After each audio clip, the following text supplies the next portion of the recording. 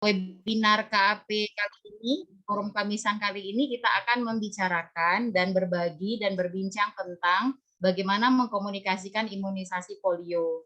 Karena kita ketahui bersama Bapak Ibu bahwa memang karena cakupan imunisasi dasar lengkap kita ini kurang baik ya, kurang signifikan, hingga muncullah beberapa wabah penyakit ya, termasuk salah satunya wabah polio.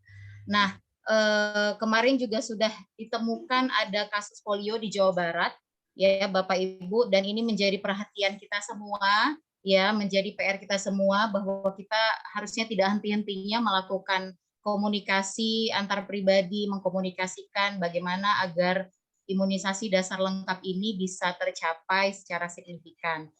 Oleh karena itu, seperti biasanya di forum Kamisan ini, kita akan mengangkat bagaimana caranya memperkuat ya komunikasi imunisasi polio ya untuk mensukseskan polio di tahun 2023 ini. Nah, nanti kita akan berbagi dan juga berdiskusi yang akan dipimpin oleh Dr. Basra, dan juga nanti akan ada sharing juga success story dari Dr. Iman Nurrahman yang akan menyampaikan story-nya, keberhasilannya tentang komunikasi polio di Aceh. Nah, untuk membuka itu, Bapak Ibu, kita bisa mulai kegiatan ini ya dengan melafazkan basmalah. Bismillahirrahmanirrahim. Semoga walaupun sedang dalam kondisi berpuasa, ini tidak mengurangi semangat kita ya Bapak Ibu untuk menimba ilmu, untuk berbagi cerita dan pengalaman suksesnya.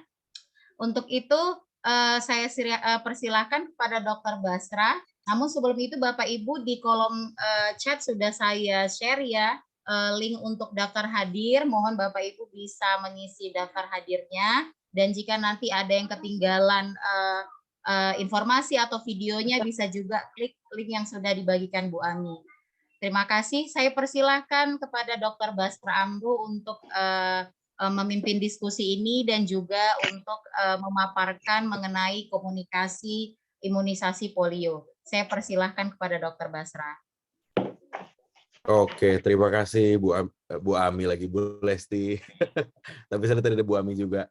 Salam hormat. Ini ada teman-teman, ada Kang Dudung, ini sahabat kita nih di Jawa Barat, ada Kang Aceng, ini di Posyandu Remaja, ada Bu Vita, saya lihat dari Wahana Visi, Bu Desi, Pak Arif, Pak Rosadi, ya teman-teman semua saya nggak bisa sebut satu-satu nih, banyak banget. Hari ini kita mau bahas terkait dengan komunikasi polio ya. Saya izin share screen ya. Bu Lesti nanti minta tolong yang suaranya bocor di mute-mute ya Bu Lesti ya. Takutnya nggak sadar gitu. Ya, teman-teman saya izin share screen ya. Jadi teman-teman, rekan-rekan, saya diminta buat bantu sharing. Kemarin tuh sempat iseng-iseng juga bikin tulisan terkait dengan apa namanya komunikasi polio di Aceh. Jadi kebetulan saya banyak apa ini biar asik ya kita PPT-nya kelihatan ya. Nah, ini PPT-nya asik ya. Jadi kita masuk ke dalam PPT ya, ini biar lebih erat sama Bapak Ibu. Jadi sebulan kemarin, bulan Oktober ke November itu saya dapat kesempatan buat bantu-bantu penanganan polio dari aspek komunikasi di Aceh. Karena di Aceh itu kemarin ada kasus pertama di Kabupaten Pidi, Desa Mane, dan harus dilakukan yang namanya ORI ya. Teman-teman di sini tenaga kesehatan pasti pada tahu ya. Outbreak Response Immunization ya, atau subpekan imunisasi nasional di Aceh ya, pemberian tetes manis polio tambahan tanpa melihat status imunisasi untuk anak Aceh semua, seprovinsi Aceh yang di bawah 13 tahun, sekitar 1,2 juta anak harus diimunisasi polio. Nah ini jadi paparan yang saya sampaikan sebenarnya nanti kita cepat aja, nanti ada Dr. Iman yang merupakan Kepala Bidang Pencegahan dan Pengendalian Penyakit di Aceh, Dinas Kesehatan Aceh, yang akan bisa banyak cerita juga terkait dengan pengalaman praktik baik. Harapannya sini bisa bantu teman-teman yang di Jawa Barat, lalu prinsip-prinsipnya bisa dipakai untuk teman-teman yang ada di Papua Tengah ya, ada KLB Campak juga di sana ya. Semoga bisa berbagi sama teman-teman ya. Selamat siang. Nah, teman-teman, ini adalah 4 hal yang kami temukan waktu di Aceh bila bicara terkait dengan imunisasi. dan khususnya terkait polio juga gitu. Satu, pertama memang takut efek samping ini cukup banyak kita temukan ya di imunisasi apapun, takut efek samping yang sebenarnya kalau di kesehatan kita bilangnya KIPI gitu. Lalu ini juga yang kedua, memandang tidak perlu, nggak usah macam-macam kan, karena merasa respon efikasinya lebih banyak yang lain yang lebih bisa dipakai, misalnya herbal dan lain sebagainya. Lalu isu halal haram, ya isu halal haram kita temukan, tapi waktu dari pengalaman saya, ini pengalaman saya ya waktu di Aceh, sebenarnya isu halal haram itu di Aceh tidak terlalu signifikan. Nanti Bu Gusilawati bisa sharing itu di Aceh seperti apa.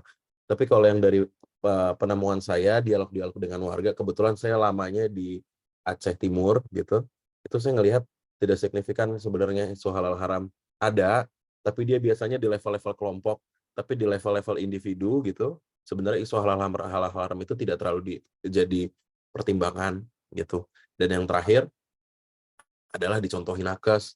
Jadi ada temuan-temuan kami juga di lapangan di Aceh itu, ternyata tenaga kesehatannya anaknya belum diimunisasi, belum dapat imunisasi. Jadi wajar gitu kalau kita lihat dari aspek nonverbal gitu, keteladanan gitu ya.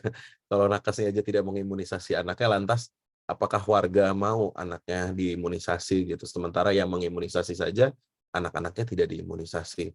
Nah itu jadi 4 masalah. Nah ini yang kita mau address bareng-bareng Bapak Ibu. Nah, kalau singkat cerita, ini rumusan yang dipakai waktu kemarin di Aceh. Ini model EPPM, jadi Bapak Ibu nanti bisa baca di s.id/forum kemisan, sesi terkait dengan model Extended Parallel Process Model. Ini pernah dibahas oleh Parisang di episode forum kemisan ke-19. Ya, itu adalah episode ke-19 ya. Bapak Ibu nanti bisa buka di s.id/forum kemisan. Rumusan pesannya sederhana, ada rasa takut, dan solusi mudah. Nah, itu yang merubah perilaku. Rasa takut itu hadir dari persepsi ancaman. Persepsi ancaman itu, perceived threat itu ya, bicara soal persepsi orang terkait dengan keparahan dan persepsi orang akan tertular gitu. Jadi orang takut itu karena dia tahu dia bisa ketular, dan kedua dia tahu kalau ketular sakitnya akan parah, mematikan gitu. Nah, sementara solusi yang mudah itu kalau di bahasa modelnya itu perceived efficacy ya. Perceived efficacy itu bicara soal kemudahan melakukan perilakunya ditambah kebermanfaatan bila kita melakukan perilakunya. Jadi misalnya pakai masker gitu. Pakai masker mudah nggak? Mudah. Dan orang percaya nggak pakai masker itu, bagi orang, persepsi orang, pakai masker itu efektif nggak sih? Kalau bagi dia efektif, nah itu akan mempermudah terjadinya perubahan perilaku. Nah rumusannya gitu, ada rasa takut plus ada solusi mudah. Ini yang kami pakai waktu di Aceh kemarin dalam merumuskan pesan kunci gitu. Jadi rumusan pesan itu dalam konteks wabah polio kemarin, itu rasa takutnya jangan dikurang-kurangi. Misalnya apa? Misalnya pada saat polio, ya tenang nanti misalnya teman-teman pemerintah ini kan sering nih untuk membangun kepercayaan publik, trust-nya gitu, tapi justru jadi menurunkan atau fear dari pesan komunikasi kita. Ya nanti pemerintah akan nanti bisa kok di fisioterapi dan lain sebagainya gitu. Nah itu misalnya pada kasus polio ya. Nah itu justru jangan dikurang-kurangin, karena kalau dikurang-kurangin orang jadi nggak takut. Nah kalau nggak takut orang jadi nggak peduli sama ini kan lagi ada kejadian luar biasa, lagi ada wabah. Nah makanya penting sekali jangan dikurang-kurangi rasa takutnya. Nah tapi di sisi lain, meskipun kita berikan rasa takut, kita berikan solusi yang mudah, jangan dipersulit. Nah nanti saya mau sharing tuh pengalaman dialog sama teman-teman waktu di Banda Aceh sama di Aceh Timur. Jangan dipersulit. Misalnya apa? Misalnya waktu pertama kali polio itu, kan pesannya banyak banget ya. Kalau polio itu ya jelas sih, karena polio itu kan pencegahannya banyak. Satu, selain imunisasi, lalu juga harus ada apalagi sanitasi ya. Buang BAB-nya nggak boleh sembarangan, gizinya harus bagus, dan lain sebagainya. Nah, kalau dalam konteks wabah, kan ini cepat gitu. Nah, makanya jangan dipersulit. Perilaku yang harus dilakukan, perilaku apa sih yang perlu dilakukan sesegera mungkin dalam konteks wabah polio, pemberian tetes polio kan, pemberian imunisasi kan, maka itu yang kita angkat pesannya, yang lain nanti ngikut gitu. soal BAB sembarangannya, gizinya, dan lain sebagainya itu ngikut gitu. Tapi pesan utama yang harus kita kerjakan duluan, ini kan emergency nih, gawat darurat. Nah, itu yang harus kita angkat dan kita buat itu mudah pengemasan untuk perilakunya. Nah, ini yang saya sampaikan tadi. Jadi, ada perasaan takut dan diikuti dengan perasaan mampu. Jadi diberikan komponen rasa takut, ya misalnya polio tuh polio itu bikin lumpuh, cacat permanen, ya. Jangan dikurang-kurangi, bisa bisa dirawat, enggak, jangan. Permanen, lalu ini mudah menyebar. Nah, tapi mudah dicegah, sangat mudah. Dengan apa? Dengan tetes polio, gitu. Kuncinya itu aja, nggak perlu banyak-banyak. Ini yang kami lakukan kemarin di Aceh. Ini salah satu contoh pesannya ya. Polio membuat anak lumpuh, ini mudah menyebar, tapi mudah juga dicegah dengan tetes polio. Ya, penyakit ini membuat lumpuh, tidak bisa diobati, hanya bisa dicegah, dan itu mudah dengan tetes polio. Itu, Bapak Ibu. Jadi, rumusan pesannya ada aspek takut plus solusi mudah. Ini merumuskan pesan kunci ya. Nah, ini saya mau sharing materi edukasi polio. Jadi waktu pertama kali bantu, belajar di Aceh juga terkait dengan penanganan polio. Ini flyer pertama nih yang kiri, yang ini, yang kiri, kirinya saya ya, gitu. Nah iya, Bu Gusnawati nanti sharing-sharing ya sama Pak Iman juga. Nah, waktu ini saya ajak ngobrol, kan saya ada beberapa temen juga ya di Aceh, itu saya ngobrol-ngobrol, sharing-sharing gitu. Karena sebelumnya pernah bantu di penanganan COVID juga, saya sharing flyer yang ini, ternyata mereka agak bingung, jadi yang harus dilakukan pertama yang mana gitu. Karena ini perilakunya banyak nih, ada PHBS, ada BAB sembarangan, CTPS, imunisasi. Padahal sebenarnya kan yang perlu kita lakukan di respon Supin itu nomor satu apa? Tetes polionya kan. Nah itu yang pas teman-teman kasih masukan, oh yaudah kita remake deh, kita perbaiki. Flyernya jadi yang ini. Akhirnya kita fokus pesannya di polio, ya, tetes polio, fokus di imunisasi tetes polio, gitu, sharing. Oh ternyata masih kurang juga, waktu saya di Aceh Timur, waktu kita suka menguji materi, kita kan sering ngobrol sama warga nih, menurut Ibu apa yang kurang gitu. Terus teman-teman kader bilang tuh, waktu saya di Aceh Timur, teman-teman, tim pendampingan keluarga beresiko stunting, ya, ada programnya ya, teman-teman saya ngobrol kan sama tim pendamping di Aceh Timur, mereka bilang, ini gambarnya kurang jelas Pak Dokter, katanya. Nggak kelihatan, maksudnya mau lumpuh itu yang mana gitu. Akhirnya waktu itu saya kecilin kakinya gitu. Tetap bagi mereka dari aspek fear, takut, kalau kartun itu kurang gitu. Makanya saya pikir, oh saya baru benar juga. Kalau kita memang ingin menggambarkan fear dalam konsep pesan kita tadi, memang visualisasi fear-nya harus nyata gitu. Nah, akhirnya saya berpikir kan, kalau dari sisi kedokteran kan, sebenarnya ada etika kita juga kan untuk menjaga kerahasiaan pasien, tapi dari sisi lain kita life saving information ini juga penting gitu. Gimana caranya nih kita ngakalin agar kita dapat foto pasien polio gitu. Akhirnya saya cari di internet tuh, dapat. Nah ini flyer pertama yang dibuat hasil diskusi sama teman-teman kader tim pendamping keluarga beresiko stunting di Aceh Timur. Jadi kita buat bareng-bareng. Ya akhirnya ya memang waktunya terbatas. Waktu itu nggak terlalu banyak desain, ini kan cuma tempel-tempel aja Bapak Ibu ya, tempel-tempel aja. Tapi ini yang kepake di lapangan gitu, yang bikin teman-teman kader itu pede menunjukkan, ini loh polio nih yang lagi ada di Aceh, korbannya ini begini gitu. Dan di komponennya tetap tadi prinsip yang kita bahas di awal, dalam komunikasi polio, kita coba model yang EPPM itu, ada aspek fear sama aspek solusi yang mudah. Itu ada aspek rasa takut dan solusi yang mudah. Itu. Nah ini ya, anak sakit polio sudah muncul di Aceh. Nah ini fotonya kita ambil dari teman-teman Dinkes Kabupaten Kediri. Ini foto lama banget. Tahu udah mungkin 20 tahun yang lalu kali. Saya lihat ini fotonya. Saya berusaha cari yang baru. Terus ini ada masukan juga waktu itu, habis kita bikin, tapi cara cegahnya gampang gitu ya, hanya dengan tetes polio. Jadi fokus pesannya di solusi mudahnya, perilakunya apa yang perlu dilakukan, segera tetes polionya. Nah, waktu itu ada masukan dari teman-teman kader juga,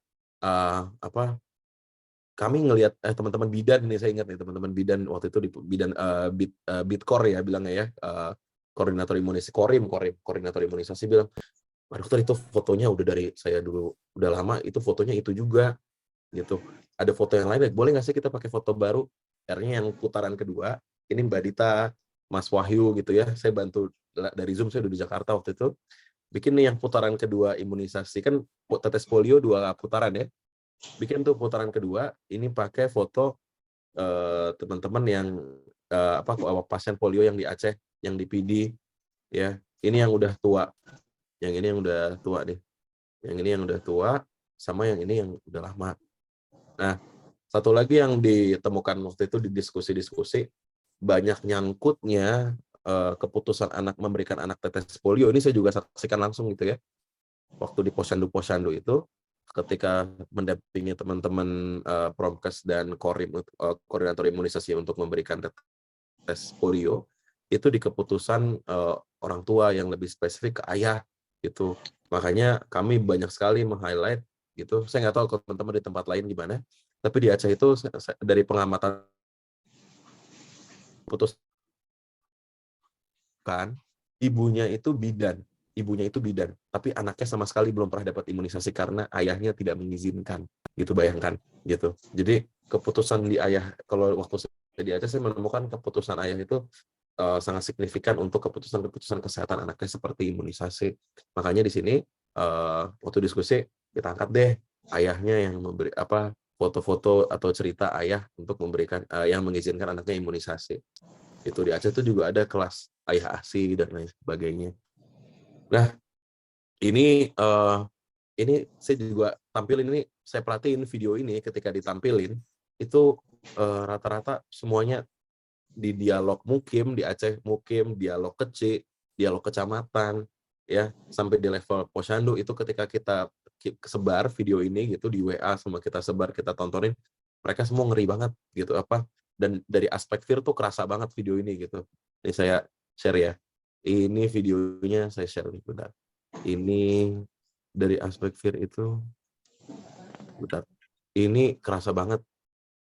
Teman-teman nanti bisa share, bisa cek di YouTube, di tulisan yang kemarin saya coba tulis itu juga ada.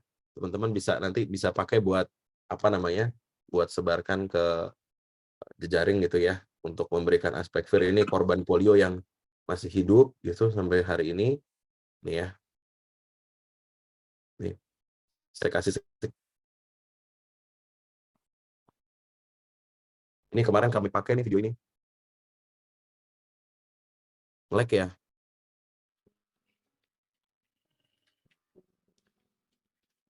Sandi Satrio, seorang pria berusia 28 tahun, warga kampung Cisasak, desa dan kecamatan Ciracap, Kabupaten Sukabumi, Jawa Barat, yang sudah hampir 12 tahun hanya bisa terbaring di rumahnya. Nah, itu yang kemarin kami pakai, salah satu bentuknya video gitu, untuk menggambarkan ini loh korban polio yang nyata gitu di Aceh. Nah, itu yang kami tampilkan waktu ya, karena kan memang sudah ada di media, jadi sebetulnya kita bisa sebarkan gitu untuk memberikan aspek fear. Nah, selanjutnya itu video. Nah, selanjutnya perumpamaan. Perumpamaan ini penting. Kenapa perumpamaan ini penting, Bapak Ibu? Karena perumpamaan ini bisa membuat orang secara awam, yang awam gitu, karena kita kan nggak bisa menyamakan tingkat pemahaman warga. Mungkin teman-teman yang udah jadi tenaga kesehatan itu sudah punya konsep-konsep atau kerangka berpikir yang lebih matang soal kesehatan, tinggal ditambah-tambahin. Tapi kan tiap orang beda-beda gitu. Dan memberikan perumpamaan ini bisa membuat orang berpikir, memahami, mendapat pembelajaran, mengingat, dan satu lagi bisa memotivasi orang untuk bertanya gitu ya kalau udah lebih terbayang. Nah, ini yang kami lihat waktu penanganan penanganan polio itu awal-awal, banyak sekali istilah-istilah yang dikenalkan gitu. Nah, itu yang kami lihat, oh nggak bisa gini, ini terlalu banyak istilah gitu, yang orang jangankan mau berubah perilaku untuk mengizinkan anaknya, mengimunisasi anaknya, berpikir tentang polio aja, itu keinginannya juga sudah surut karena banyak sekali istilah poliomielitis, NOPV2, VDPV2, AFP. Waktu itu saya ingat banget, saya ikut ke forum-forum itu, wah ini terlalu banyak istilah. Sementara yang ikut penyuluh agama kecamatan, Pak Camat, ya teman-teman warga gitu, itu bahasanya terlalu teknis, itu bahasa terlalu klinis dan teknis untuk warga yang cukup sebetulnya mengizinkan anaknya memberikan tetes polio. terlalu banyak hal yang perlu diberitahu. Padahal sebetulnya fokusnya kan tadi bahwa polio ini bahaya, ya, dan ini cara mencegahnya mudah gitu.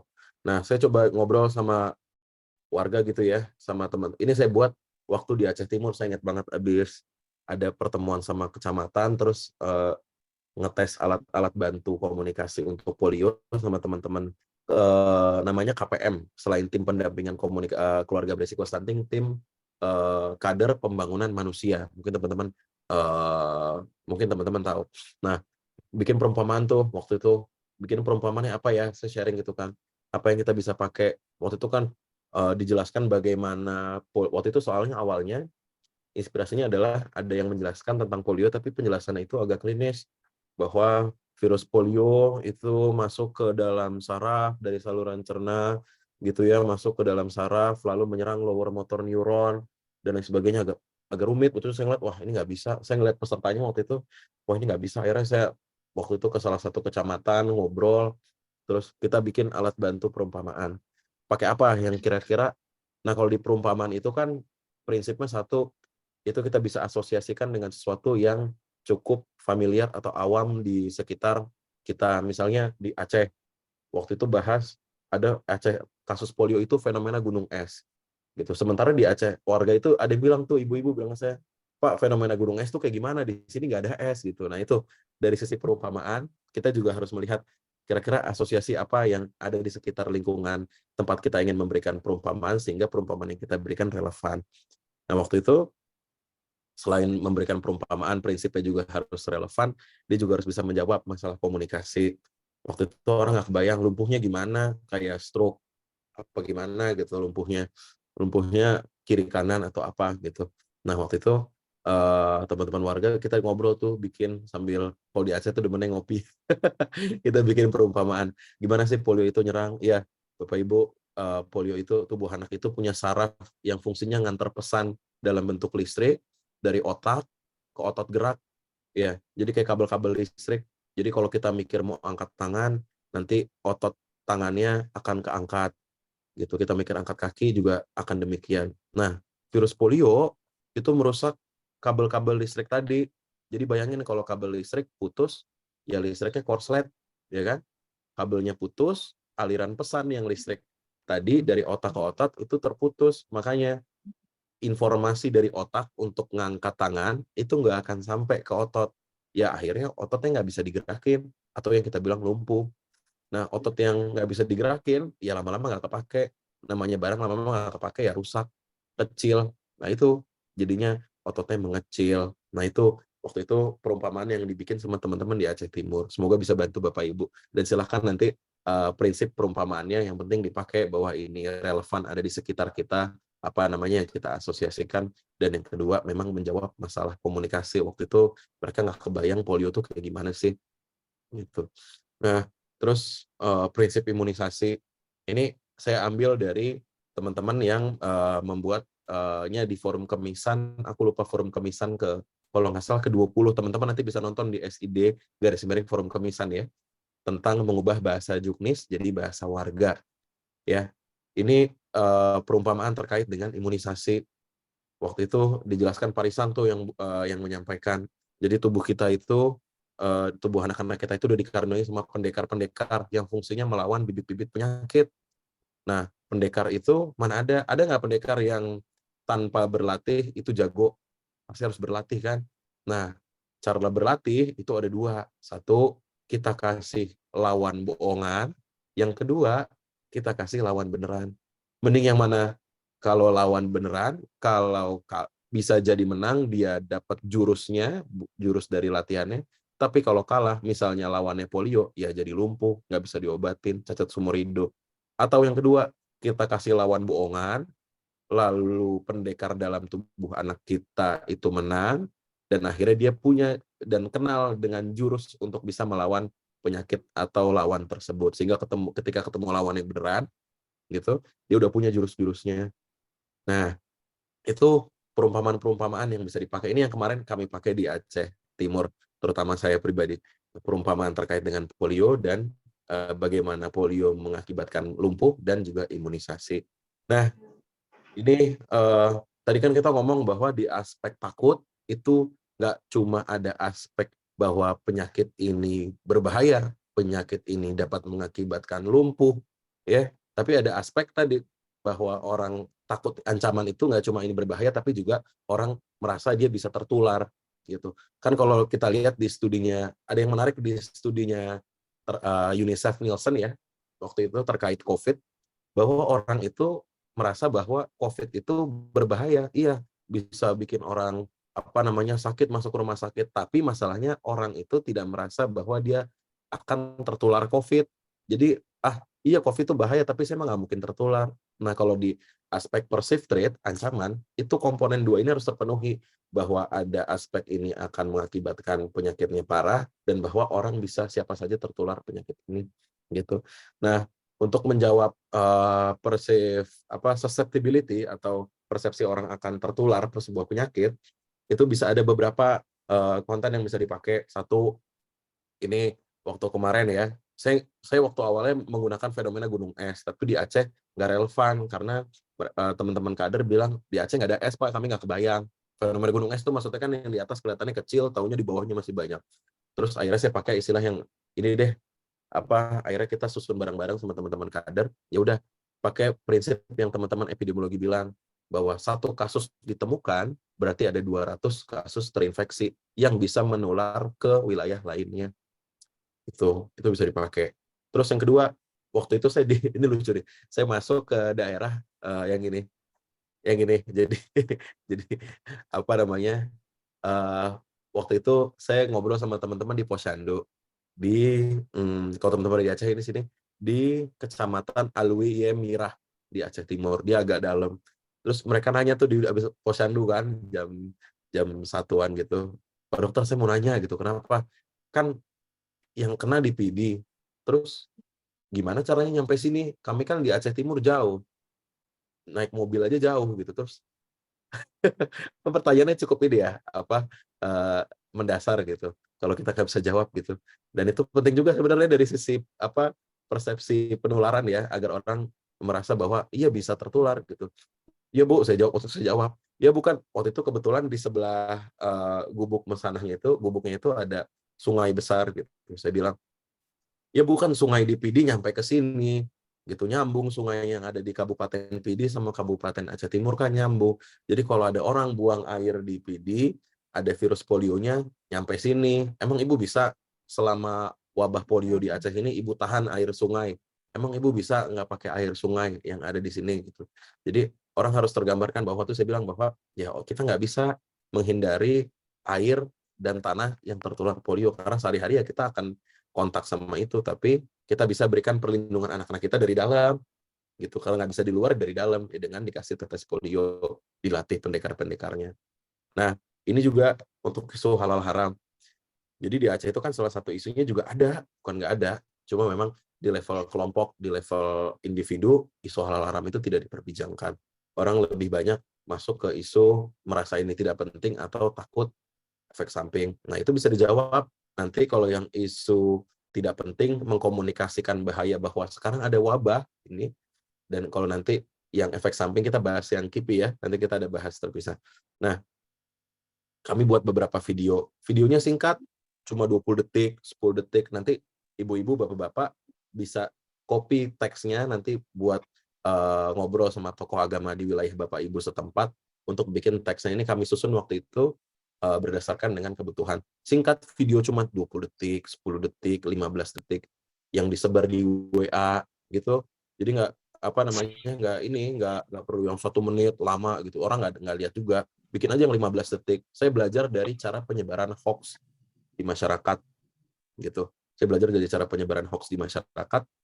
Saya lihat kan video-video kecil ya, video-video bentar 15 detik, 20 detik tapi sensasional gitu. Nah, itu yang saya gunakan prinsipnya untuk menyebarkan pesan-pesan para tokoh agama waktu itu. Kita buat dari Ketua Himpunan Ulama Daerah Aceh waktu itu ya. Ini teman-teman Himpunan Ulama Tengku Tusop ya. Kita buat singkat aja. Saya Ketua PB Huda Himpunan Ulama Daerah Aceh mendukung pelaksanaan imunisasi untuk anak-anak Aceh demi terwujudnya generasi yang kuat dan sehat tidak membebani dirinya dan membebani keluarganya. Ya, itu di-address soal itu kuat banget itu pesannya menurut saya terkait tidak membebani keluarganya.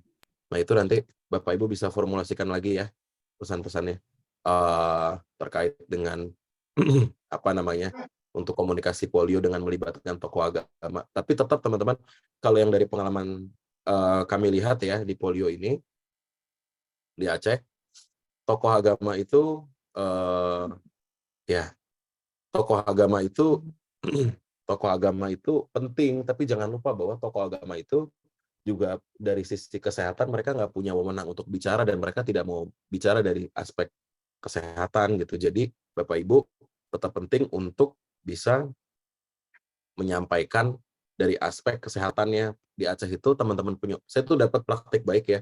Jadi pelaksanaan tetes polio ada penyuluh agamanya, ada bidannya gitu.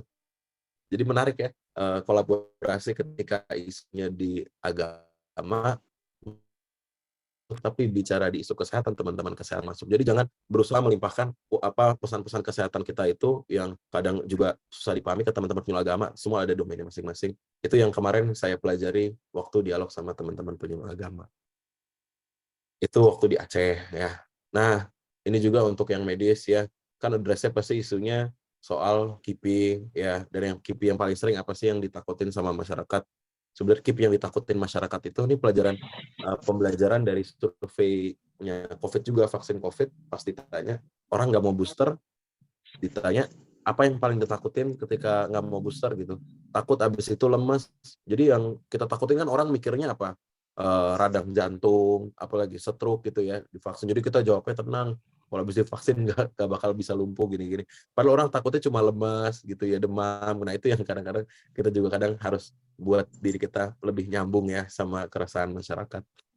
Ini lagu juga, nanti kita contohin lagunya. Ini lagu, sebenarnya ada lagu satu lagi Bunga Jumpo ya, lagu. Tapi saya kemarin, saya gak pede Bunga Jumpo, jadi saya pakai lagu ini dinyanyiin bareng-bareng. Nih, Pak tetesnya jangan lupa untuk diambil, tahu ya? Bu tetesnya jangan lupa untuk diambil, tetes ini penting sekali karena polio ngeri sekali, lumpuh kakinya seumur hidup. Tapi mudah cegah virusnya, terlalu mudah bukan katanya, cukup berikan tetes polio gitu ya. Suara saya nggak bagus-bagus banget ya. Diulang-ulang gitu. Jadi orang diajak nyanyi bareng, jangan nontonin kita nyanyi ya. Itu ada juga di forum pemisan tuh. Nah untuk komunikasi KIPI saya 2 menit lagi ya. Saya pengen habis ini ada Dr. Iman bisa sharing ya terkait dengan pembelajaran baik polio. Nah komunikasi KIPI saya sering banget menemukan di komunikasi KIPI itu, dan saya temukan langsung di lapangan ya, untuk komunikasi KIPI, warga nanya sama nakes, emang Bapak mau tanggung jawab kalau anak saya kenapa-napa? Lalu jawabannya, oh Bapak masa nggak percaya, ini tuh ditanggung sama pemerintah, udah tenang aja. Ya sebenarnya benar, tapi kalau dari sisi komunikasi dan masyarakat, dan saya lihat itu abstrak. Menurut saya kayak, kalau warga dibilang, ya nanti pemerintah tanggung, itu pemerintah yang mana? Siapa? Di mana? Gitu. Kalau dari sisi KAP, saya ngeliat ini dari aspek KAP itu, masyarakat itu lagi nyari komitmen kita gitu. Nah, kalau dari sisi tenaga kesehatan, saya sharing-sharing, saya nemuin tuh yang bagus. Pakai prinsipnya mendengarkan kalau di KAP. Jadi kalau orang meragukan kita gitu, justru didengerin dulu, kira-kira emang Bapak, Ibu apa sih yang ditakutin gitu. Oh iya takutlah anaknya lemas gini-gini. Saya ngelihat apa namanya, ada yang ini lumpuh gini-gini. Lalu apresiasi dulu, oh iya apresiasi dulu keresahannya gitu. Maksudnya terapresiasi gimana? Iya, oh Bapak berarti udah banyak baca ya terkait dengan vaksin polio ini ya, tetes polio ini ya gini-gini. Baru diklarifikasi bahwa apa tiga komponen yang saya lihat yang penting ya waktu di Aceh kemarin. Pertama, apa yang mungkin muncul setelah pemberian tetes polio, lalu apa yang harus orang tua lakukan bila KIPI-nya muncul, dan kemana orang tua harus menghubungi nakes bila muncul apa KIPI-nya muncul. Ada cerita tuh di Puskesmas Darul Aman. Jadi habis ditetes polio, malamnya demam. Puskesnya bilang, tenaga kesehatan bilang, nanti pokoknya kalau apa-apa, telepon saya, ini nomornya gitu. Bener jam 3 pagi demam. Telepon lah bidan ini. ditelepon, habis itu ditelepon, ya datanglah bidan ini ke rumah itu, dikasih paracetamol, besoknya udah bisa sekolah, selesai gitu. Jadi ini dan kabar baiknya adalah pesan terkait dengan ternyata beneran didampingin kok setelah imunisasi sama nakesnya, itu nyampe ke sekitarnya, jadi apa namanya, jadi testimoni baik. Nah itulah Bapak Ibu ya, itu bisa dipakai tuh. Jadi komitmen kita sebagai tenaga kesehatan bukan sekedar mengejar target capaian program, ya memang di level administrasinya begitu, tapi di level masyarakat betul-betul memberikan pendampingan. Nah ini juga saya titip ya, terakhir ya, saya titip perbanyak dialog sama kader dan warga. Tadi itu kami semua juga belajar. Jadi kita belajar dari pengalaman-pengalaman dan masukan warga, lalu diperbaiki sehingga pesan-pesannya makin relevan. Yang tadi model awalnya itu hanya model awal, tapi pengembangannya itu dengan banyak ngobrol dengan warga, bikin flyer, bikin poster. Jadi kalau saya ngelihat ini pembelajaran saya di lapangan juga ya. Kadang kita bikin konten edukasi gitu, materi edukasi tanpa menguji dulu relevansinya dengan warga. Sementara pas saya di Aceh kemarin, itu kita benar-benar mulai dari nol. Kita kan nggak punya persiapan wabah. Jadi saya lebih banyak minta masukan dari warga, dan akhirnya kita dapat satu, pesan komunikasi kita makin relevan. Yang kedua, karena mereka ikut terlibat dalam menyusun pesan-pesan komunikasi itu, ada rasa kepemilikan terhadap isu. Nah, akhirnya dapat dukungan. Itu alhamdulillah kemarin saya di Aceh Timur berhasil selesai itu, dan Aceh udah berhasil juga. Ini nanti Pak Iman bisa sharing tuh. Jadi saya titip itu apa namanya, bagaimana melibatkan masyarakat dalam menyusun pesan gitu. Karena saya tuh pernah ngobrol lucu ya, ada warga itu cerita gini, ada satu materi tetes manis polio yang paling gede itu pelangnya gratis gitu.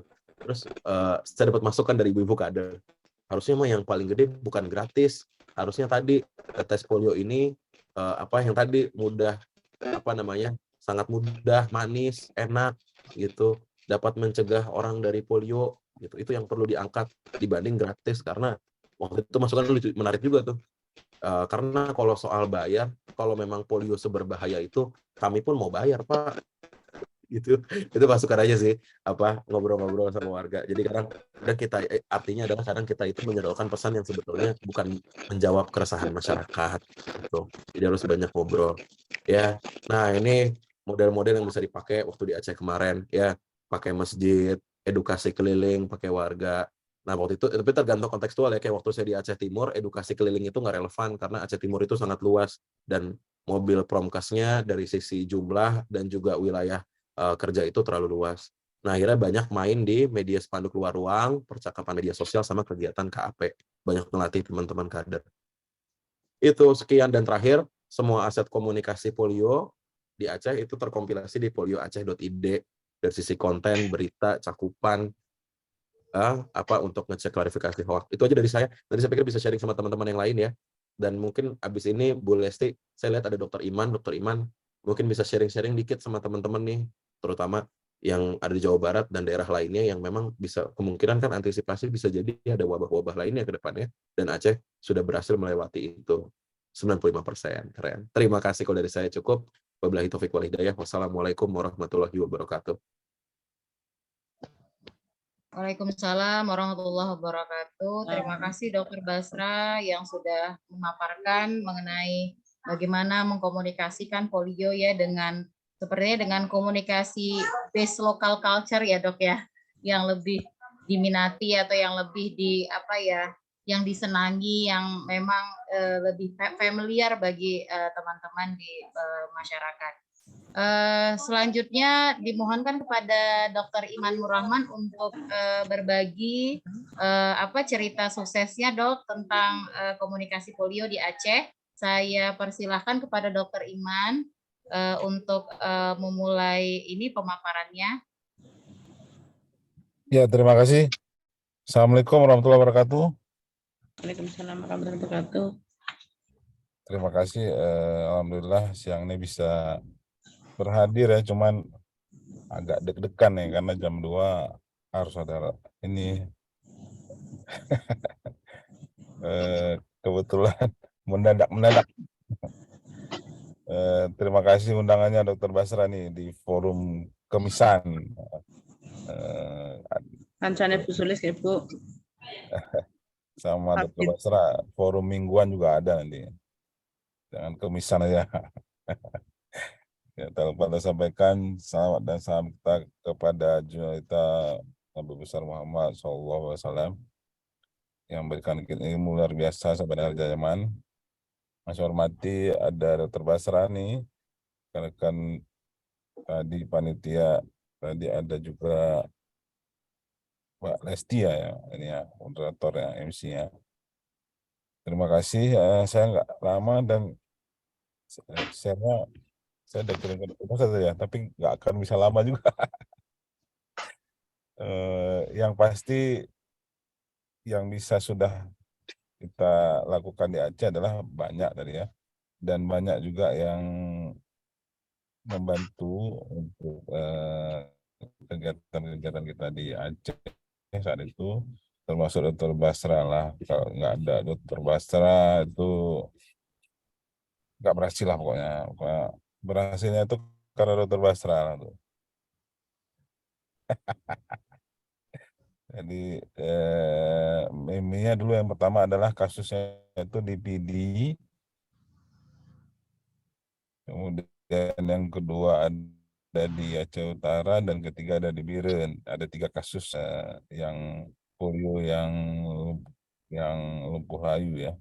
Dan kalau ditambah dengan yang 4 yang positif, berarti ada 7 positif polio, tapi cuma 3 yang ada gejalanya. Tapi kemudian yang paling menghebohkan adalah PD. Kenapa PD? Karena PD itu cakupan imunisasi rendah. Jadi sangat merata sekali cakupan imunisasi rendah, dan dari 2015 itu sudah mulai rendah. Jadi tidak mengherankan kalau walaupun kalau nantinya kita lihat kasusnya itu di daerah pegunungan, jadi daerah pegunungan dekat aliran air, terus tidak ada, ya jauh lah dari perkotaan lah. Jadi kalau kita pikir-pikir kok bisa ya kasus polio itu di gunung-gunung, tapi memang ternyata terbukti. Itu yang pertama. Yang kedua, memang kehebatan teman-teman survei nih nyari ke seluruh penjuru. Saya pikir kalau seluruh provinsi juga dilakukan, pasti banyak juga kasus polio. Mau di Jawa Barat, mau di Jawa Tengah, mau itu saya pikir kasus polio juga pasti banyak yang positif. Dan serba salahnya nih Dr. Basra, kita punya 3 indikator ya. 3 indikator, salah satunya adalah tadi sudah Dr. Basra sampaikan, 95% capaian Supin Polio 2 putaran untuk agar kita keluar dari status KLB polio. Yang kedua dan ketiga adalah ada sisi surveillance. Harus mencari 3 kasus polio per 100.000 anak ya. Jadi kalau enggak kita cari juga salah. Kalau kita cari juga, kalau ada yang positif, maka kita ulangi lagi Supin ya. Tapi teman-teman luar biasa. Ya, alhamdulillah semua bantuan dari teman-teman Dr. Basra nih, dan juga salah satu effort yang paling besar adalah karena memang di Aceh sudah mulai ada PJ Bupati dan Wali Kota. Jadi semuanya itu kita ketemui, teman-teman Dr. Basra yang juga membantu di semua kabupaten kota juga ketemu dengan PJ Bupati, Wali Kota, sehingga mereka lah yang menggerakkan sampai ke tingkat ke bawah dan menekankan pentingnya tetes polio, tetes manis polio ya. Jadi tetes manis polio ini sudah terkenal se-Aceh. Jadi kalau ada yang ke Aceh, terus tanya-tanya, tahu nggak tentang tetes polio? Nah, pasti semua tahu, gara-gara Dr. Basra nih ya. Jadi memang sangat penting sekali komunikasi seperti kata sampaikan Dr. Basra tadi. Kalau tidak ada komunikasi dengan masyarakat, terus salah juga kita mengkomunikasikan, seperti tadi ada NOPV ya. Saya pikir kalau tenaga kesehatan yang di luar Aceh juga pasti juga nggak akan tahu NOPV Terbasra. Jadi begitu kita sampaikan apa itu tes polio, ya, saya pikir lebih gampang ketimbang kalau kita sampaikan NOPV. Nanti kita teteskan NOPV ya Bu. Bingung apa yang NOPV ini apa nih? Jadi alhamdulillah tetesan polio yang di PD saja pun, PD itu untuk tetes polio aja tidak lebih dari 30%. Tapi alhamdulillah dengan kejadian luar biasa lumpuh layu polio ini bisa hampir 95%. Jadi sangat luar biasa sebenarnya effortnya. Tapi kita memang mengharapkan setelah ini juga untuk rutinnya seperti itu, jangan hanya pada saat yang tambahan. Ini kan pekerjaan tambahan nih. Pekerjaan tambahan ini sebenarnya sangat melelahkan sebenarnya. Jadi mudah-mudahan nantinya tidak ada lagi lah profesi yang juga ikut-ikut ada tambahan ini, karena memang repot dan capek, lelah. Jadi mudah-mudahan cuma Aceh lah ya. Oh, ada yang lain, Sumatera Utara, ada Riau, Jawa Barat juga nih. Jawa Jawa Barat Barat. Jangan sih, kan sudah sangat bagus sekali sih. Kalau dilihat dari ininya, capaiannya ya. Harusnya Jawa Barat jangan ikutin Aceh yang jelek. Tapi alhamdulillah memang 95% itu terdiri dari dukungan dari pusat, kemudian dari Dr. Basra dan kawan-kawan, terus juga dari Bapak PJ Gubernur, PJ Wali Kota, dan PJ Bupati Suruh Aceh. Yang pernah sebenarnya dikasih apa langsung jumpa Bu Zuraidi. Ya, tim penggerak PKK-nya juga sangat bagus sekali.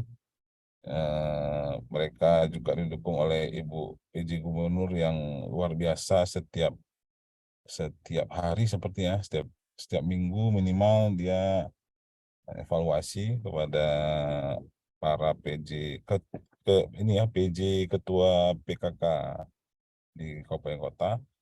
Terutama contohnya kalau Dr. Basra itu ada Ibu PJ TPPKK dari Aceh Timur, itu juga seorang dokter. Wah, alhamdulillah sekali, sangat mendukung sekali.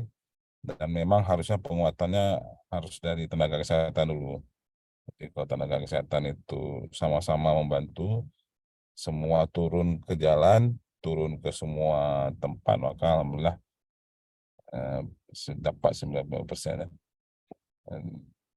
Saya pikir itu Dr. Basra, nanti bahannya bisa di-share juga ke teman-teman ya.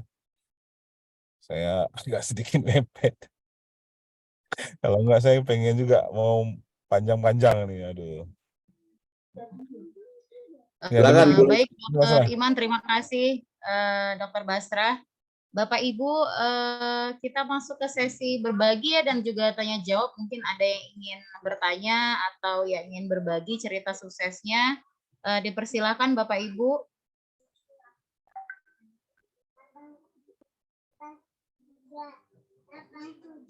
Ini ada dari Bu Gusnilawati yang raise hand ya Bu. Boleh Ibu dipersilahkan Bu Gusnilawati. Baik, terima kasih atas kesempatannya. Saya berada di Kabupaten Pidi, tepatnya di Kecamatan Pekanbaru, di Puskesmas Pekanbaru. Di sini saya berbagi pengalaman dalam hal mencapai Supin sehingga sampai 95%. Seperti Pak Iman bilang tadi, sebelumnya kita hanya memperoleh 37%, tapi ketika kerjasama lintas sektor, kemudian kerjasama lintas program, sehingga kita bisa mencapai capaian imunisasi Supin sampai 35%. Di sini kita melakukan kegiatan di mana kalau jam 7 pagi itu di Aceh masih gelap, tetapi kita tim Promkes sudah berjalan sekitar 4 tim ataupun 3 tim sesuai dengan jadwal Supin yang akan dilaksanakan pada hari tersebut, berkeliling desa. Seperti cerita tadi bahwasanya mobil Promkes kita itu terbatas, jadi kita juga menggunakan kendaraan sepeda motor, di mana menggunakan toa untuk berkeliling kampung sekitaran jam 7 pagi, di mana di saat itu para ayah-ayah masih di rumah dan para ibu-ibu masih di rumah, agar nanti di sekitaran jam 9 membawakan anaknya ke Posyandu guna mendapatkan Supin, dan juga pada hari tersebut semua anak-anak di bawah 15 tahun berada di sekolah untuk mendapatkan Supin tersebut. Sehingga bisa kita capai target Supin yang 95%, karena itu merupakan target dari yang harus kita capai. Jadi apapun ceritanya, kita di puskesmas itu semua anak harus mendapatkan Supin. Jadi memang tim di puskesmas kita Kabupaten Pidi ini bekerja secara ekstra untuk mencegah penularan penyakit polio lebih banyak. Kemudian apabila terjadi kejadian KIPI, bila di kelas, kita masuknya per kelas di sekolah tersebut, kemudian di sana kita gunakan leaflet berupa penyakit polio, yaitu kita kasih nampakkan kepada anak-anak peserta didik kita bahwasanya dengan tetes manis polio hanya 2 tetes di dalam mulut, kita bisa mencegah penyakit lumpuh layuh mendadak yang biasanya menyerang tangan dan menyerang kaki. Sehingga bahwasannya tetes manis polio ini tidak ada efek sampingnya dan manfaatnya lebih besar. Jadi kita nampakkan posternya seorang anak yang duduk di kursi roda, dia mengalami kelumpuhan pada tangan dan kakinya. Kemudian apabila terjadi KIPI, di saat kita menjelaskan kepada anak-anak bahwasanya segera melaporkan kepada petugas kesehatan, dan petugas kesehatan yang bertugas pada hari tersebut, mereka sudah mempersiapkan obat seperti paracetamol dan ada beberapa macam obat lainnya. Kemudian di sana semua sasaran anak-anak dan sasaran orang tua kita datangi untuk berkomunikasi kepada orang tua tersebut. Seperti Pak Basra bilang, memang kalau misalnya izin untuk anaknya dibolehkan imunisasi polio atau tidak adalah merupakan keputusan ayah. Jadi ketika anak ini tidak berani bila tidak izin ayah, ayahnya kita undang. Jadi ayahnya kita undang ke sekolah ataupun ke forum kampung di Penasta untuk kita sosialisasikan tentang Supin tersebut dan manfaatnya. Jadi di sini peran ayah sangat besar di dalam mencegah penyakit-penyakit menular di Aceh. Kemudian ada satu kejadian KIPI, anak tersebut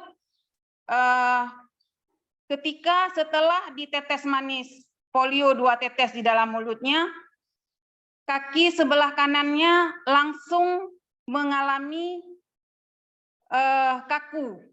Kemudian karena kita pesankan kepada guru dan sang anak, bila terjadi, maksudnya nanti setelah ditetes manis polio ada perasaan yang tidak enak ataupun ada yang sakit-sakit, segera dilapor ke petugas.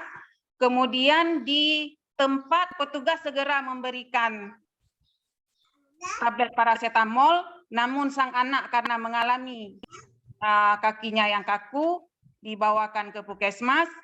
Ternyata setelah diobservasi dokter, sang anak adalah pernah mengalami cedera jatuh dari sepeda. Anak tersebut tidak pernah melaporkan kepada orang tuanya. Kemudian dia dengan semangatnya menetes manis polio. Karena ketika anak-anak di sekolah tersebut yang tidak mau diteteskan polio, kita bahwasanya anak-anak tersebut kita kumpulkan, kemudian kita kasih tahu sama anak tersebut, bagi anak yang mau berikutnya, kita demonstrasi sama anak tersebut.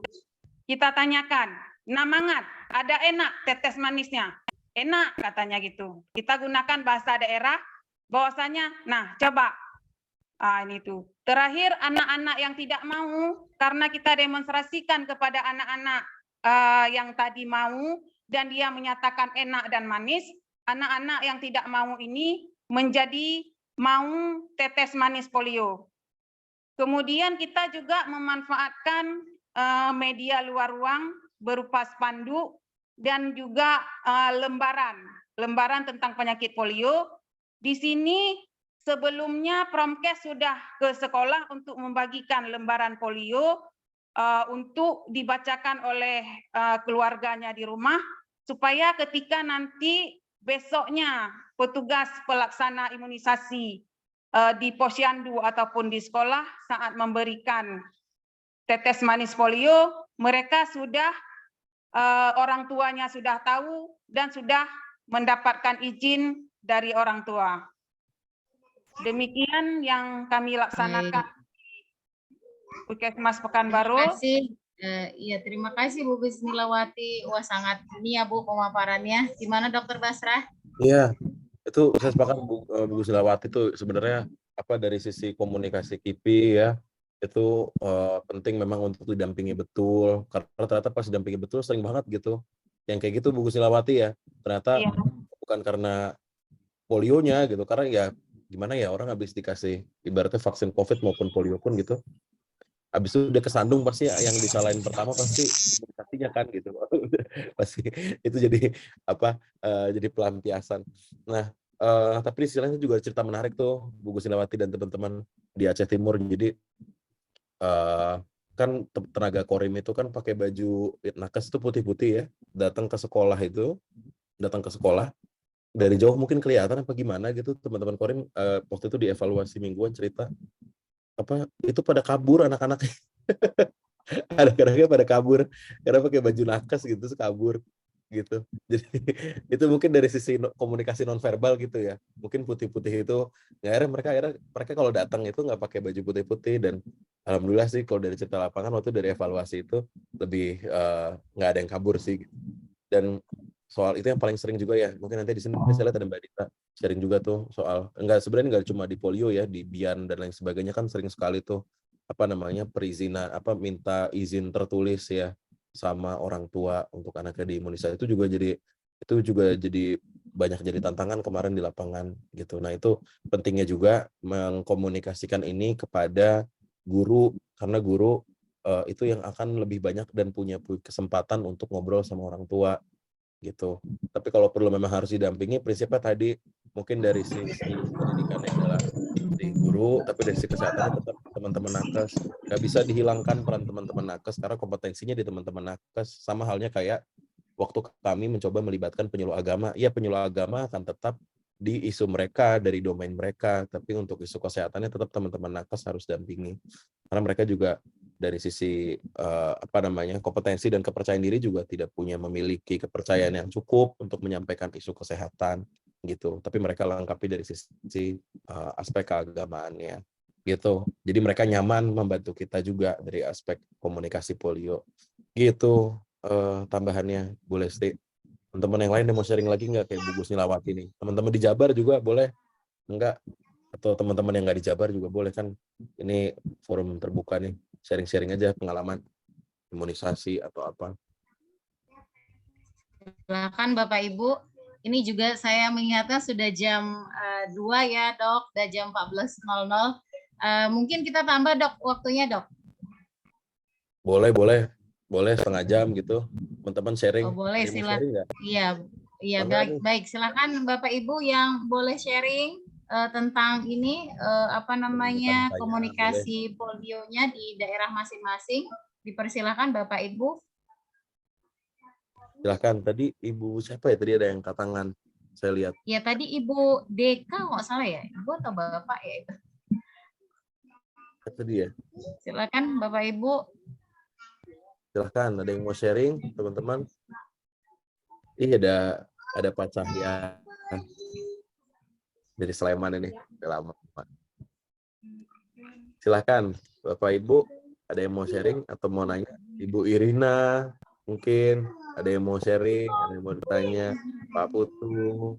Ada tanggapan juga dari Bu Siti Khadijah. Ya, bagus penyebaran informasi medsos kegiatan vaksinasi polio. Ya tuh kemarin kita pakai juga tuh. Jadi kan ada aspek apa? Kita pengen ngejar aspek apa FOMO juga ya, kejadian ikut-ikutan pasca imunisasi. Jadi setelah cakupannya sekitar kalau nggak salah udah 50%-an, kita bikin tuh kontennya cuma 15 detik gitu, kita sebar di WA dia. Waktu aku di Aceh Timur ya, bahwa 50% anak Aceh Timur sudah dapat tetes polio, udah setengah anak di Aceh Timur dapat tetes polio. Terus dikasih testimoni tetes manis polio manis loh gitu, tetes polio manis loh gitu. Waktu itu teman-teman anak-anak tuh, anak-anak SMP SD bikin testimoni. Ya itu bagian untuk melengkapi dinamika pesan komunikasi polio kita aja. Bisa tuh Bu Siti Khadijah. Nih Bu Lesti ada nih. Dari Bapak Riki, Pak Riki. Dipersilakan Pak Riki. Ya, Assalamualaikum Pak Basra Amru. Ini saya Riki dari Puskesmas Sanganhuri, Kabupaten Bandung. Silakan Pak Riki. Ya, ini terkait gini, barusan saya habis vaksin ya, tetes polio, sasarannya 164 balita, cuman kendala yang ada di kami itu balita itu trauma karena dulu waktu Bian. Jadi ketika lihat box vaksinnya juga udah mulai nangis-nangis. Mungkin ada teknik komunikasi bagaimana cara menghadapi untuk balitanya. Nah, supaya trauma waktu Bian itu bisa tidak ada lah intinya begitu. Mungkin itu Pak. Terima kasih. Kalau Bian itu ya suntik ya, kan? Iya, suntik. Iya, makanya dari sisi pengemasan dan makanya itu di Aceh itu waktu itu juga pas di Aceh Timur ya, aku bayangkan di Aceh Timur itu memang terutama di Aceh Timur itu mereka punya trauma juga Pak Riki sama vaksinasi COVID, karena waktu vaksinasi COVID kan dikejar-kejar ya, ada Babin Kaptipmas, ada ini, jadi mereka merasa masih ada trauma gitu, dikejar-kejar disuntik buat vaksin gitu. Nah makanya itu teman-teman sepakat untuk konteks ini kita tidak menggunakan kata, dari sisi kata aja kita tidak menggunakan kata imunisasi, makanya betul-betul dibilang tetes manis polio gitu. Ada bahkan di satu kecamatan itu bilangnya ini tetes vitamin polio gitu. Ya gitu, kalau dari sisi komunikasi sih saya ngelihat nggak ada masalah ya, maksudnya memang kita harus mengorbankan sedikit kelengkapan pesan untuk pemahaman dan keinginan warga gitu untuk mendapatkan pelayanan tetes manis polionya atau imunisasi polio. Itu Pak Riki dari sisi kata ganti ya. Makanya kalau waktu saya kan coba nulis tuh, coba cari kata ganti yang relevan karena waktu kita itu sempit. Kan waktu teman-teman supin cuma sebentar kan. Kita nggak punya banyak waktu untuk yang model-model learning gitu, model-model yang harus memberikan pemahaman mendalam. Makanya model komponen pesan kuncinya singkat, hanya ada aspek fear dan aspek udah imunisasi. Oke, tetes manis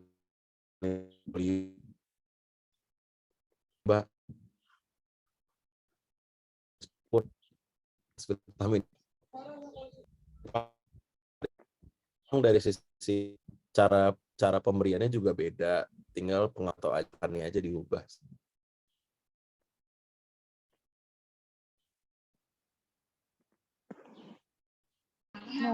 Ya, terima kasih Pak. Mau nambah Dokter Basra? Silakan Ibu. Kayaknya Dokter Basra ini sinyalnya kurang bagus. Silakan Bu Gusnilawati, ada yang mau ditambahkan Ibu? Baik, ini Ya, kalau sorry tadi kepotong ya. terkait Tadi Gimana Dok? tadi trauma sampai mana ya, lihat Bu Lesti ya?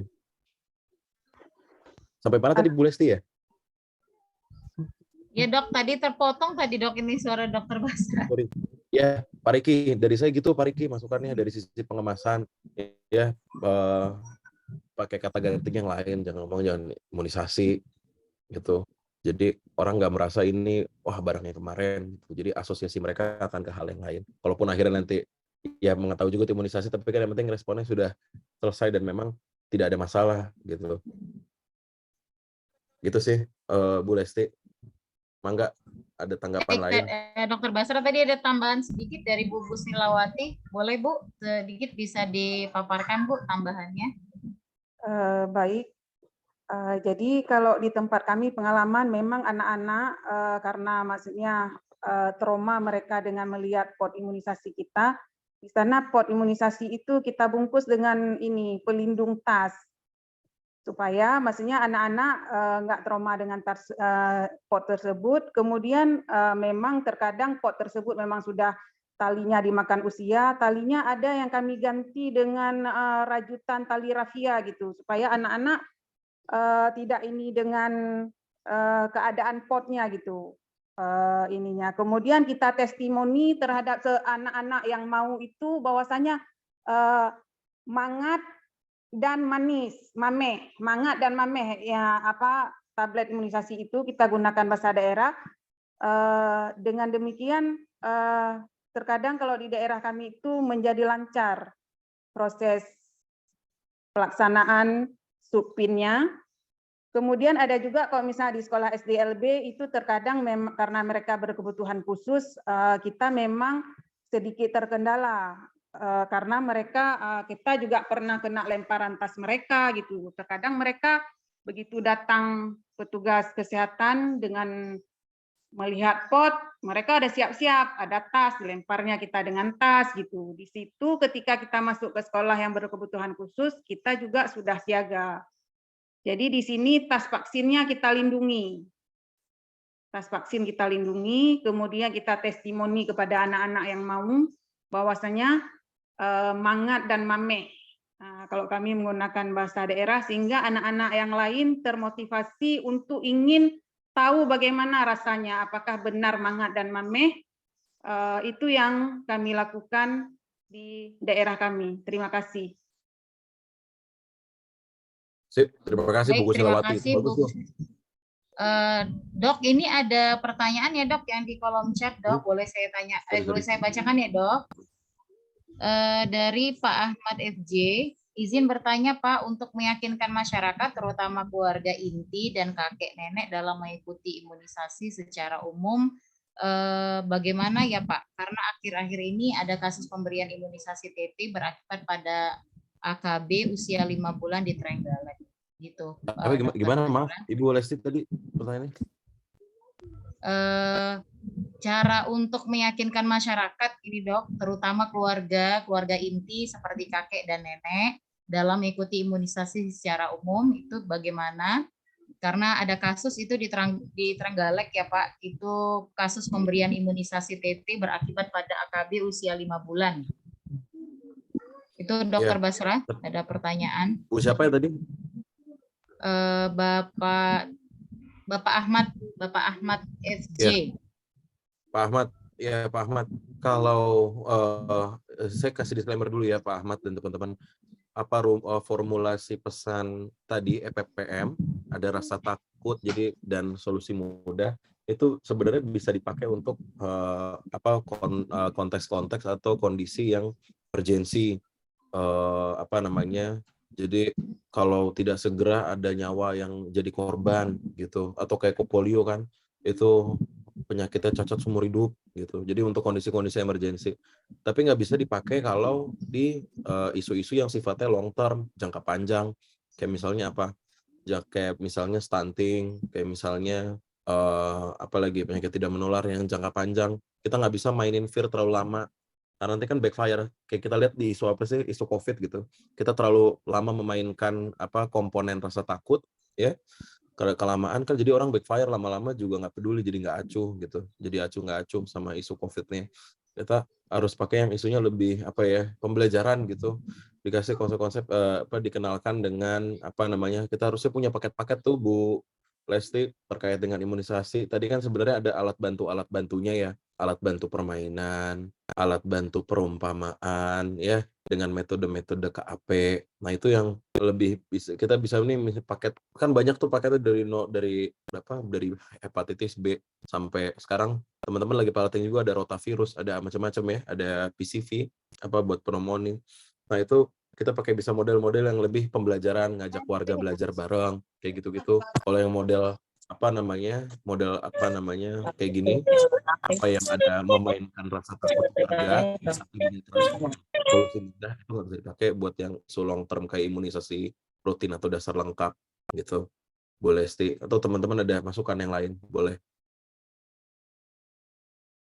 Terima kasih Dr. Basrah. Begitu ya Pak Ahmad, bisa menggunakan alat-alat, tools atau media yang kira-kira bisa sangat familiar dan juga bisa dan mudah dipahami oleh masyarakat gitu ya Dr. Basrah.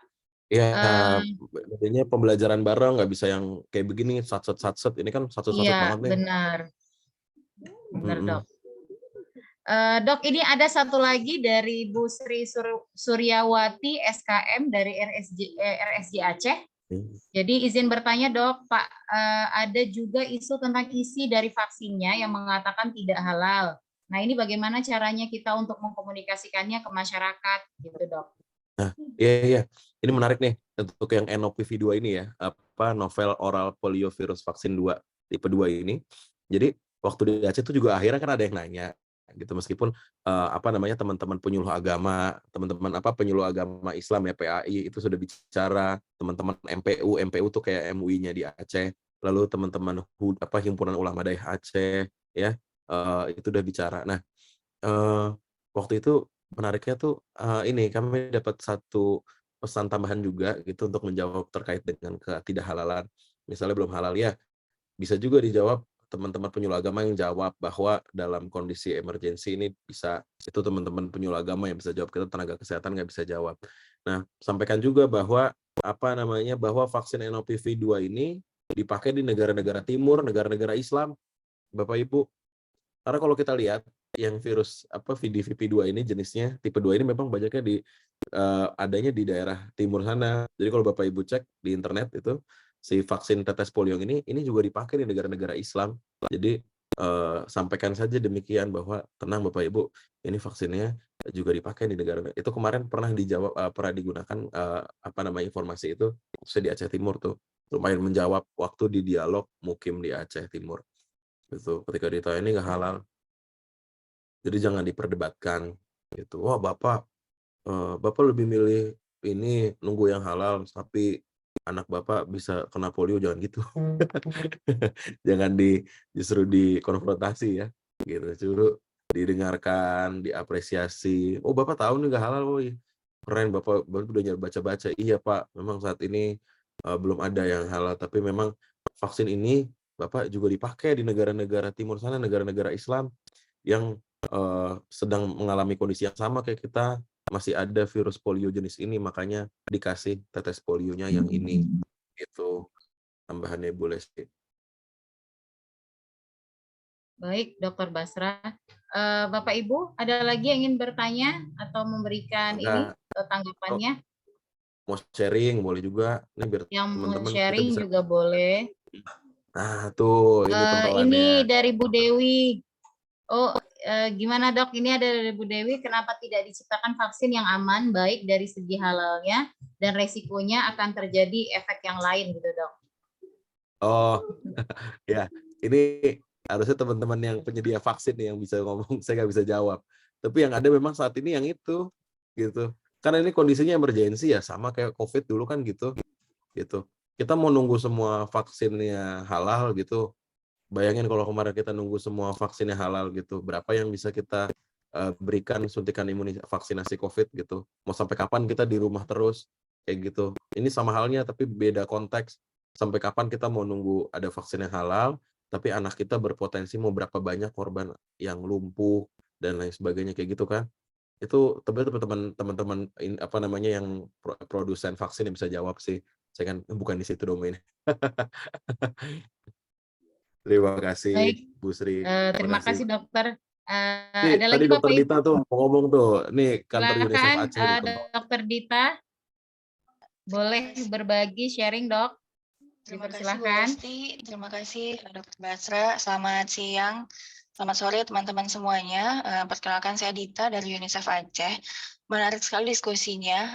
Yang ingin saya nambahin sedikit aja nih karena sudah banyak sekali didiskusikan bahwa terkait tetes manis polio ini ya atau imunisasi polio ini baik yang pemberian OPV 2 maupun yang kejar pakai IPV dan juga OPV untuk terutama yang untuk yang OPV 2 untuk teman-teman nakes menyampaikan bahwa pemberian ini akan ada 2 kali gitu. Jadi pada saat pemberian pertama langsung disampaikan bahwa nanti sebulan lagi Bapak dan Ibu anaknya dikasih lagi ya. Karena berdasarkan pengalaman di Aceh untuk putaran kedua itu tantangannya lebih besar karena orang tua merasa udah kemarin sekali kok dikasih lagi ya, kok sebentar-sebentar ya. Jadi itu perlu untuk ditekankan bahwa ini perlu minimal 2 kali supaya anaknya benar-benar kebal dari virus polio. Gitu. Mungkin itu aja sih tambahannya. Terima kasih sekali lagi sudah diajak untuk ikut bergabung di diskusi hari ini. Baik, terima kasih Dokter Dita. Terima kasih Dokter Dita yang sudah sharing. Gimana Dokter Basra? Benar tuh Bu Lesti, benar. Itu apa? Dulu tuh awalnya bingung ya. Karena kan sebenarnya supir ini kan kalau nanti ada muncul ini kurang lagi, nambah lagi satu lagi. Jadi kan sebenarnya mau dibilang 2 kali juga kadang-kadang agak gimana gitu. Tapi sebenarnya penting juga disampaikan di awal karena ya kalau nggak gitu ntar orang kayak kemarin tuh sempat jadi loh. Kemarin kan udah, emang lagi gitu. Karena kan 2 putaran ya, regulernya supir itu 2 putaran gitu. Sebenarnya boleh juga lah kalau gitu. Saya pikir kalau belajar dari yang dilakukan di Aceh, saya pikir lebih baik disampaikan aja di awal ya bahwa nanti ini ada 2 kali gitu. Ibu nanti 2 kali ya Bu, sebulan lagi datang lagi gitu ya. Itu juga kayaknya penting juga tuh dibanding nanti udah lewat baru mereka tiba-tiba kita datang lagi, iya Bu sekali lagi gitu. Malah nggak enak kan, mending sampaikan di awal. Sama halnya lah kayak KIPI gitu. KIPI kan lebih baik kita sampaikan di awal kan kalau dari sisi komunikasi lebih baik kita sampaikan nanti ada potensi demam, ada bengkak, nyeri lokal dan lain sebagainya dibanding orang udah keburu dikasih terus nggak dikasih tahu aman-aman taunya besoknya demam, ya kan? Itu kan yang saya pelajari di forum kemisan deh kalau KIPI itu lebih baik disampaikan di awal. Sama halnya juga mungkin pemberian tetes polio kedua mending sampaikan di awal. Tapi emang agak belibet kemarin tuh 2 tetes polio kedua. Jadi itu bisa cari juga tuh jangan-jangan makanya saya tulis tuh apa jangan-jangan teman-teman gak usah ngomong 2 tetes gitu, itu lebih ke tools untuk bantu menjelaskan aja. Kalau yang di Aceh Timur kan crot gitu apa 2 tetesnya gitu ngomongnya, jadi bilang aja tetes manis kedua gitu, tetes manis pertama gitu boleh Baik, sih. nah itu ada tambahan ya dok, menguatkan ini. Memang putaran kedua harus lebih ekstra lagi kita memberikan edukasi ke masyarakat. Ini dari Bu Sri Murni. Terus ini ada juga, ini dok ya pertanyaan dari Pak Heri atau Bu Heri ya maaf ini.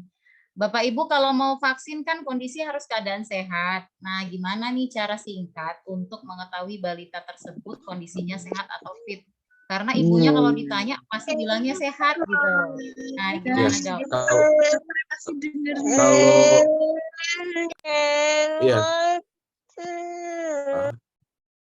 Bocor ya. Ya, kalau tetes polio ini kan syaratnya 2 ya. Nanti teman-teman boleh koreksi ya. 1 adalah nggak boleh diare ya, karena nanti kan dia diprosesnya dari saluran cerna kan dia masuk dari mulut ya. Jadi nggak boleh diare. Sama kedua status gizinya bagus. Nah itu kan teman-teman di posyandu udah biasa ngelakuin sih ya.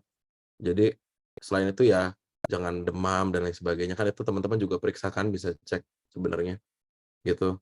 Jadi nggak harus detail sekali, kecuali memang ada orang-orang yang itu ya misalnya punya masalah dengan imunitas ya, misalnya ODA ya, apa namanya, orang dengan HIV AIDS itu ya, anaknya HIV, ada riwayat penyakit HIV dan lain sebagainya kan ada penyakit imunitas. itu memang harus konsultasi ke dokter. Tapi kalau secara umum sih kan yang perlu dicek kan ada dicek sebenarnya yang umum-umum aja.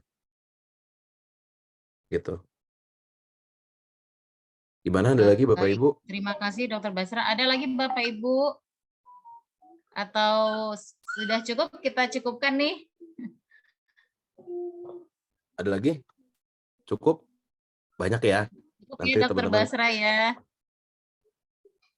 ada cukup ya, Pak Usman, Bu Rohaya, Bu Luciana, Bu Desi. Wah, Bu Desi biasanya ngomong nih, saya udah kangen nih sama suara Bu Desi. Biasanya. Bu Sri tadi udah makasih ya. Nih teman-teman dari Sudinkes Jakarta Selatan keren nih sambil nyetir. Terbaik. Pak Samsul, teman-teman yang lain ada yang mau sharing atau ada yang mau dikonfirmasi, mangga.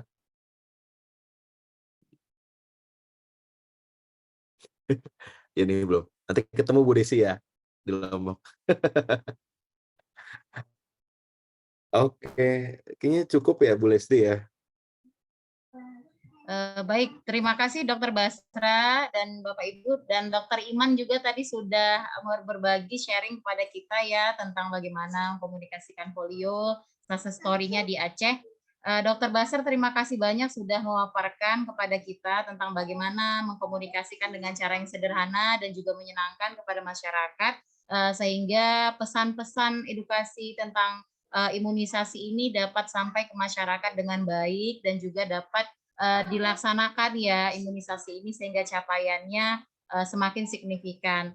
Bapak Ibu terima kasih sekali lagi dokter yang sudah hadir, sudah selalu hadir ya di forum Kamisan. Semoga semangat kita tidak luntur ya. Kita bisa berlanjut lagi ke hari Kamis selanjutnya dengan tema yang lain yang lebih menyenangkan dan pastinya kita butuhkan untuk bisa kita sampaikan kepada masyarakat. Terima kasih pada Dokter Basra. Saya tutup Dok ya. Gimana Dok? Ada yang mau disampaikan? Ya, ibu-ibu, bapak-bapak semua semangat ya. Ini bukan pekerjaan yang mudah, tapi memang ini satu-satunya jalan kita untuk bisa menyehatkan masyarakat dengan komunikasi yang lebih baik dan makin baik lagi, terutama untuk imunisasi, apalagi wabah ya. Urusannya nyawa, bukan nyawa, masa depan juga anak-anak kita kan.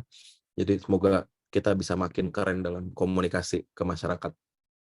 Terima kasih, Bu Lesti. Baik, terima kasih Dokter Basra. Bapak Ibu, sebelum kita tutup, kita boleh foto bersama ya. Boleh.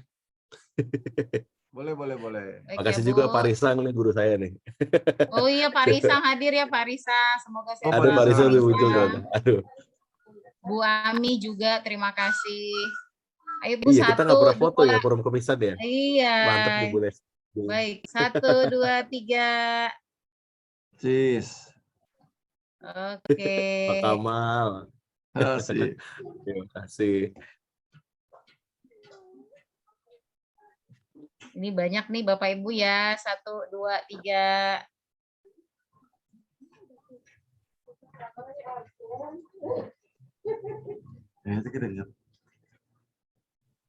Iya, terima kasih Bapak Ibu yang sudah hadir.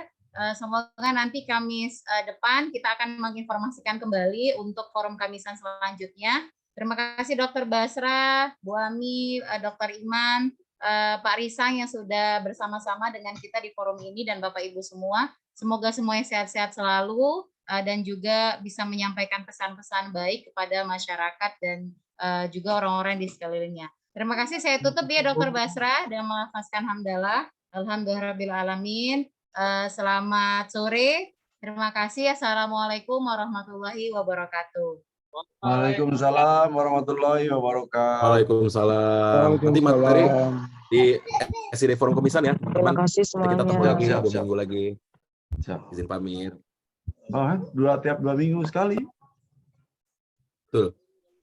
Pak Kamal. Ya, makasih Dok.